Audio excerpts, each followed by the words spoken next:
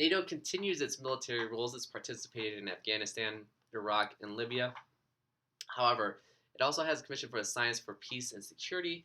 It has more focus on issues of climate change and food security as well. So it's not solely a military institution anymore. But we also have alternative approaches to security. So we've primarily looked at the realist and liberal approaches to security, but we also, as we discussed in the previous lesson, there are a lot of alternative approaches that we might look at to examine international relations as well.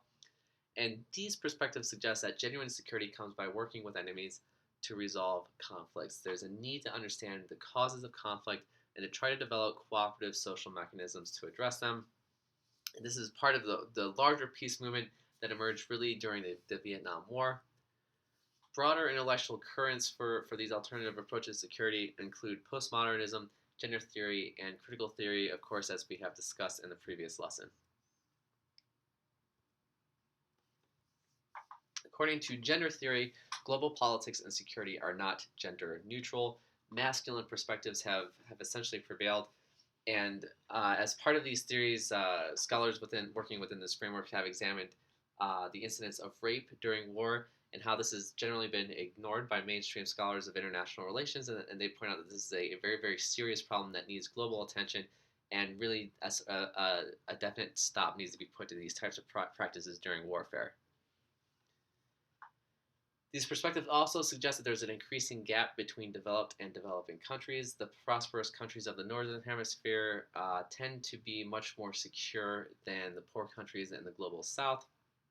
In this sense, there's a strong North-South distinction, that the North generally standing in for developed countries, while the South generally symbolizes the developing world.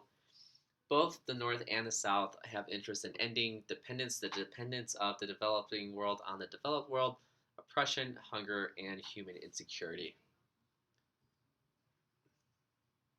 Some of these perspectives also focus on the environment. The post-Cold War world has been generally more amenable to viewing environmental issues as relevant to security.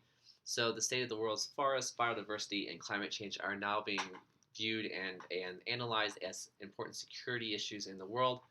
Global warming and global security, of course, rising sea levels threaten the very existence of small states and low-lying countries. It threatens states with extensive coasts, such as the United States, China, and it has important impacts on the ability of some countries to develop their own food, to have water, on human migration, because obviously as food supplies run out, as the climate becomes too harsh, human beings are going to move from one country to the other. All of these factors have the ability to generate conflict between states. And of course, the scientific evidence on the subject of global warming really is beyond dispute. Even though there's political conflict, the scientific community generally, there's a general consensus that global warming is occurring, that human beings are most likely responsible for causing it, and that global warming is going to have very, very important political repercussions for the way nations interact with each other going into the future.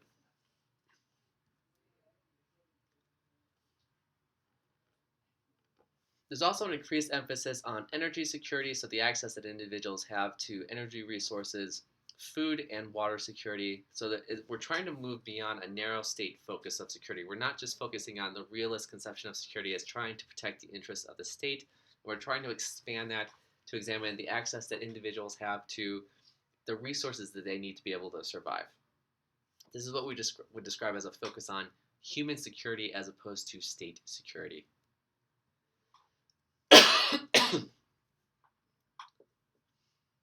So as we've moved past to the post Cold War world, as once the Cold War ended, that's where we've seen this expansion of the idea of what security should mean. In the Gulf War of 1991, we saw decisive action almost for the first time by the UN Security Council. During the period of the Cold War, the Soviet Union was often in the habit of vetoing potential members by the UN Security Council. We don't see this happen in the Gulf War of 1991. We see member states cooperate to oust Iraqi forces from Kuwait, and the first President George Bush, quite optimistically proclaims a new world order where enduring peace and cooperation among nations is possible. However, this vision perhaps tended to be a bit optimistic, because one of the things we saw in the post-Cold War world was the emerging problem of internal violence within states. We were seeing violent internal conflicts in nations in Africa, Pacific nations, Northern Ireland, and Spain. Much of this was national violence that was associated with the breakup of the Soviet Union. So once the Soviet Union was no longer forcibly controlling political territories, there was a lot of debate, there was a lot of violent conflict about how subsequent nations were going to look. The breakup of Yugoslavia in particular led to intense violence between Croats, Serbs, and Muslims, and generated the term of ethnic cleansing. So we saw efforts by various ethnic groups to completely cleanse ethnic groups from particular territories.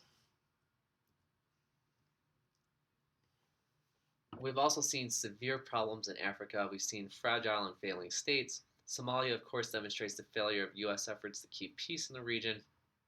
The United States, based on its inability to maintain order in Somalia, has been generally less willing to intervene in humanitarian causes. This explains the lack of U.S. or UN action to prevent genocide in places like Rwanda and Darfur, because, again, the United States tried to enact a humanitarian peacekeeping effort in Somalia. It ended up becoming embroiled in local civil war debates. The human costs, it became apparent, was going to be more than the public in the United States was going to be willing to pay as far as cost of troops and money. And so the United States pulled out of Somalia and has subsequently not taken a lot of action in other regions of Africa to prevent humanitarian conflicts. So as we look at this theme of human security and what the transition from examining the security of the state to examining the security of human beings itself means, this perspective suggests that it is first impossible to achieve peace unless human beings have security in their daily lives. When we talk about human security, then, we're talking about a shift away from state security and to examining issues like health security. What is the health of individuals? What is their employment security? Do they have jobs? Environmental security is the environment being maintained in a sustainable manner, and security from crime. Do individuals feel relatively safe in society? So when we're talking about security in this sense, we're talking about the safety from the constant threats of hunger, disease, crime, and repression, and it's also protection from sudden and hurtful disruptions in the pattern of human daily lives. Finally, the definition of security and insecurity has changed as a result of September 11th, 2001. On September 11th, terrorist Al-Qaeda operatives attacked the World Trade Center in New York City and the Pentagon in Washington, D.C. So ultimately resulted in U.S. invasions of Afghanistan and Iraq and the development of the global war on terror. Al-Qaeda and Osama bin Laden, who perpetuated the attacks, were of course based in Afghanistan, and they were supported by the Taliban government. The United States invaded Afghanistan in October of 2001, and to this day, as a result of that invasion, the state in Afghanistan barely functions effectively.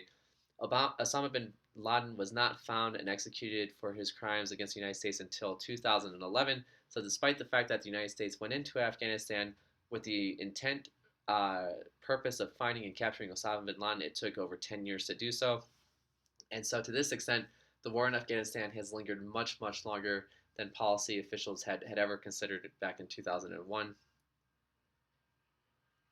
Similarly, we've had war in Iraq that was not supported by the UN Security Council or by NATO. Of course, as we all know, the invasion went poorly, even though we saw the easy toppling of Saddam Hussein's regime. Reconstruction of Iraq was much, much, much more difficult. There's the constant threat of civil war between the Shia and the Sunni elements within society.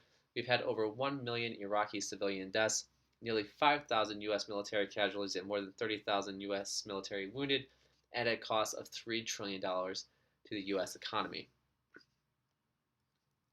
So what we've seen in Iraq and Afghanistan is that conventional military tactics have not ended the unconventional terrorist threats.